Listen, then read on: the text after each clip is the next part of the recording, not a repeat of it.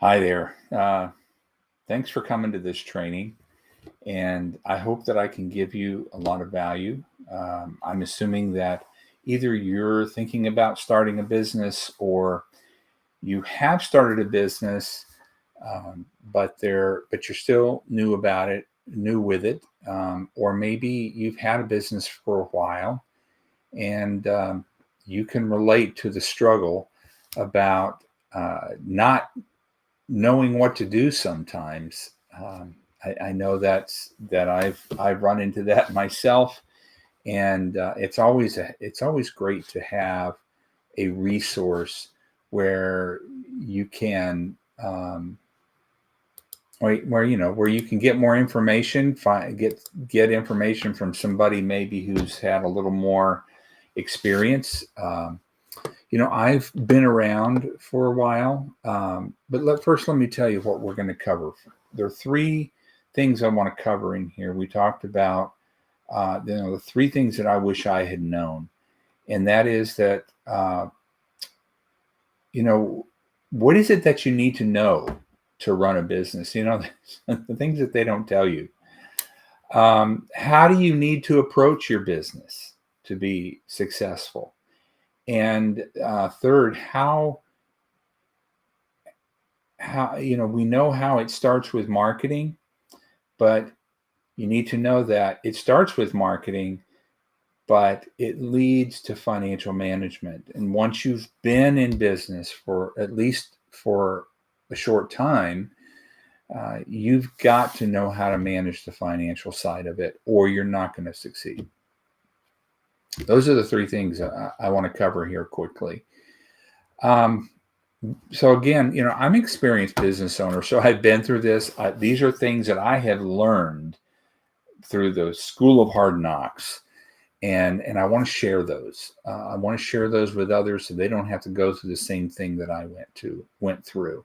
So I'm an experienced business owner, but I'm also coming from a Christian perspective. I'm also an ordained minister, and I want to help people build businesses with integrity and with a sense of purpose, to glorify God in with their business. I've run multiple businesses since the 1990s, and I've helped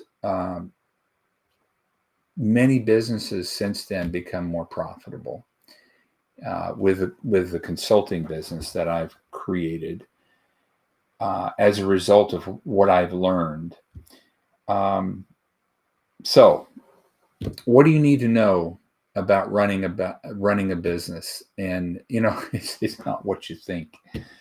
Not what a lot of people think. They think that you just go out and you get some sales, you make a lot of money, and you've got money in the bank, and you're doing good.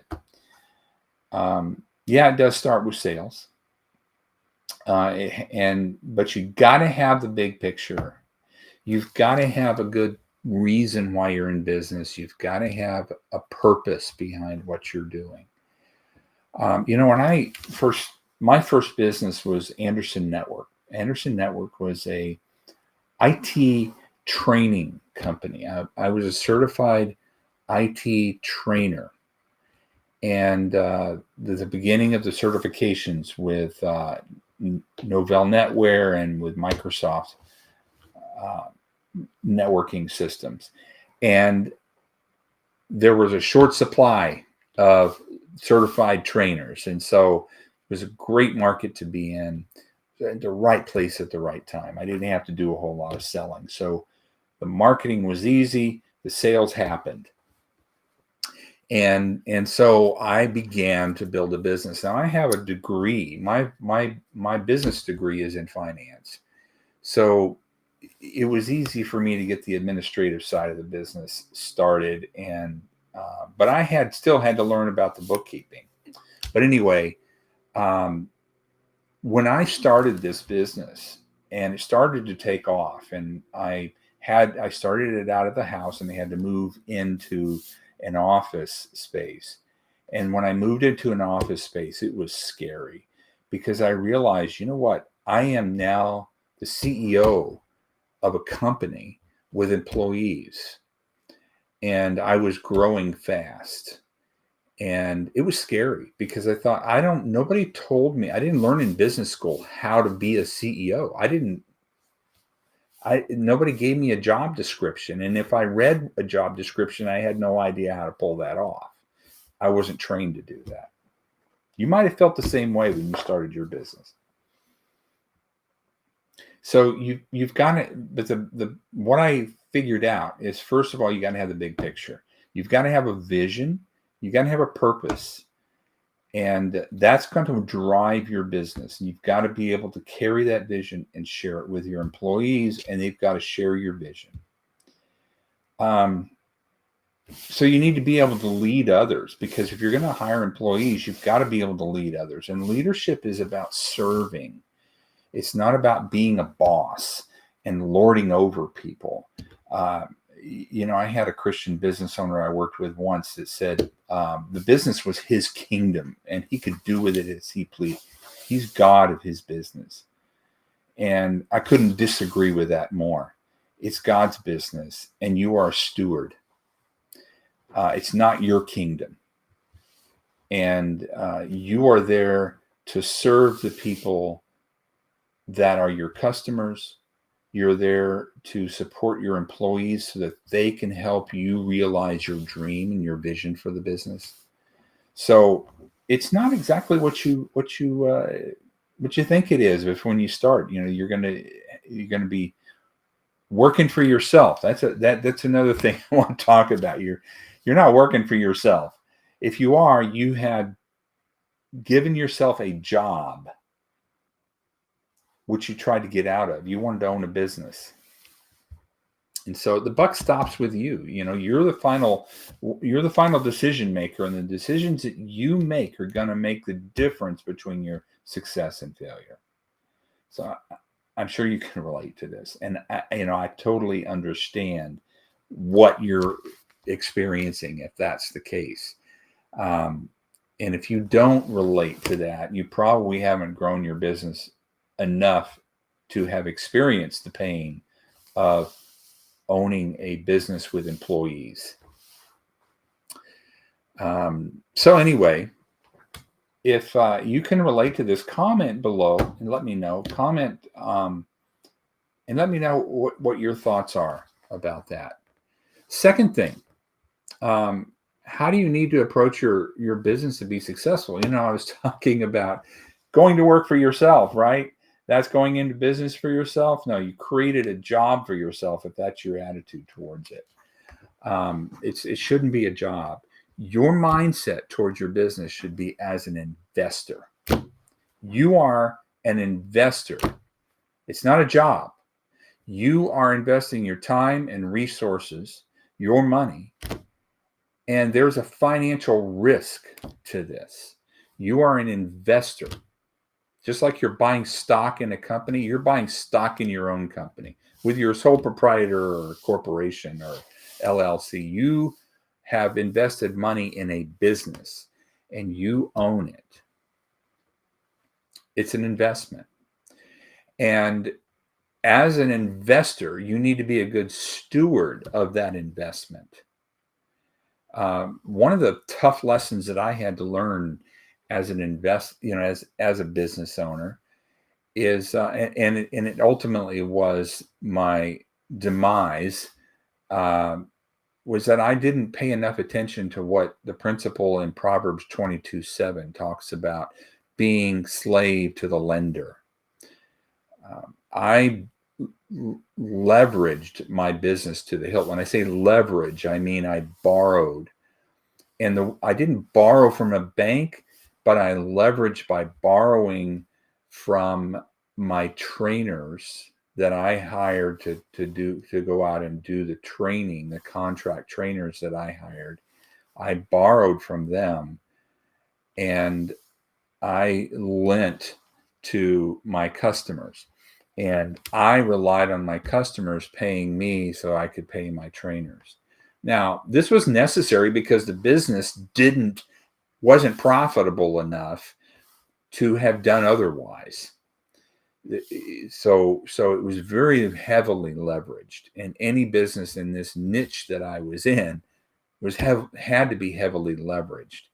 If not, you were making less on return on investment than you would have been making putting your money in a savings account. So it wasn't the best business to be in necessarily. I mean, I needed to have a better strategy.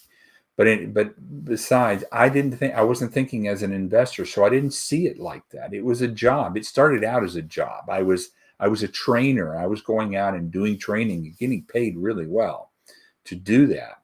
But it turned into I was getting so many incoming requests for work that I just started subcontracting it out. And the next thing I knew, I had a business.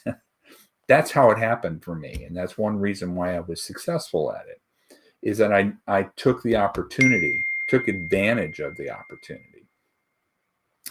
So, but I have to tell you that integrity is more than being honest. I mean, when I went in, I wanted to be a Christian business owner. I wanted to be an example of an honest business owner with integrity. But you know what? The integrity I learned was more than being honest. It was staying power. It was being able to deliver on the promises, to have the resources to deliver on those promises. It was a tough lesson I had to learn.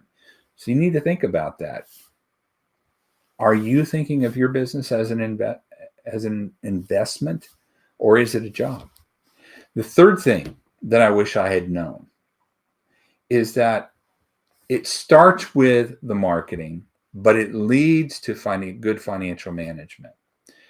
I already had somewhat of an understanding of this with a business degree in finance. I understood the financial side to some extent. And I had a partner in this business that was really good at sales and was able to get this thing moving and handle the sales and marketing side of the business. And so she knew how to get the trust from our customers so that they would trust us to do business with them. This is a principle that comes out from Matthew 25 verses 14 through 30, which is the parable of the talents. And this was a scripture that was, when I was in business school, it was up on the wall. I went to Belmont University, and it's a Christian business school, or they have a business school, and it was a Christian school, very good people coming out of this university. And so this was something that was on my mind. I had to be a good steward. That's why I wanted to be a good Christian business owner. I wanted to be a good example. And I did not recognize how important the trust was to start with, because all I needed was a certification, and that's all they needed to trust me, because I was certified by Novell or I was certified by Microsoft. The certification created the trust. These days, certifications don't have as much value as they did when they first started back then in the early 90s. Because it doesn't necessarily mean that you know what you're doing. It means that you've become trained, but being trained doesn't mean that you're going to do a good job. That's up to you and your personal integrity. So trust is more difficult to get, and trust is even harder to get than it used to be, and it's getting harder and harder because trust is breaking down in our society. There are so many things that are going on in our society that are causing us not to trust one another. So it's harder to get. So the marketing piece of this is so much more important. You've got to get the trust. And to get that trust, you've got to be able to get the results that you promise. But to even get the opportunity to prove that you can get the results, you have to earn the trust. So the marketing is extremely important. That's something I didn't know. And in the meantime, all these years, I've still been learning it. I'm still learning it. how difficult it is, how to get that trust. And ultimately, though, once you've got that business going and you're making money, now you've got to be able to manage that money. And this is where I have found the most opportunity for me since I've owned my own business to be able to help other business owners. I have found that many business owners don't understand that piece. To them, it's more about getting sales. If they get more sales, that'll solve the problem. More sales solves all the problems. And it seems to cover up the problems more than solving them. The problem still exists, and the bigger they get, the bigger the problem is going to get. And what has been the opportunity for me since then is helping business owners get out of financial trouble. And I've run into a lot of situations where I've had to help to turn around a business, but I also work myself out of a job when I do that, because I get paid well to do that. And then they say they can't afford me anymore. But what they don't realize is that they're going to end up calling me back again to do that. I still do this to this day. And I do a lot of cleanup work. And in fact, if you're at that point in your business where you need to get this financial side down better because your profits are not quite what you expect to be, or the business is just running you to your grave. It's working you so hard because you're not making enough money. You got to work harder to try to get things to be profitable. Maybe it's just because you're not doing a good enough job keeping the books, or maybe it's that you don't really understand how to read the financial statements to be able to make good decisions. Maybe you don't know how to make those decisions with the information that you get from your financial statements. I can help with all of those things, but the main thing, first of all, is you've got to get good information, and you can't get that without good bookkeeping. And so that's what I do. I do a lot of cleanup. And if you feel like you need help with that, hey, let me know. Go to my calendar and schedule a time, and we can talk. Let me get to know a little bit about your business. Maybe I can help you, maybe not. But I want to help you make your business more profitable, build a business with more integrity. That's my purpose. That's what I want to do for other business owners. I want to take the experience that I've had since the early 1990s in business and be able to help other business owners that are just getting started to not make the same kind of mistakes that I made and learn from the experience that I had. And I can do that especially by helping you get your books clean and helping you to understand your financial statements and make better decisions. And this first call that you schedule is no cost. It doesn't cost you anything. Just want to get to know a little bit about your business, see if maybe I can help you. Maybe I can give you some value in that call as well. There's no obligation to buy anything from me, but I will see if there's a way that I can help you. But just go to my link. Go to the link for my calendar and schedule a call.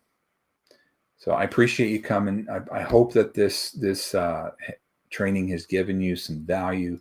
And let me just say a quick prayer for you. Lord, I just thank you for the people that are listening to this video, these business owners. And I just pray, Lord, that you would help these business owners be more prosperous in their business so that they can be a blessing to others like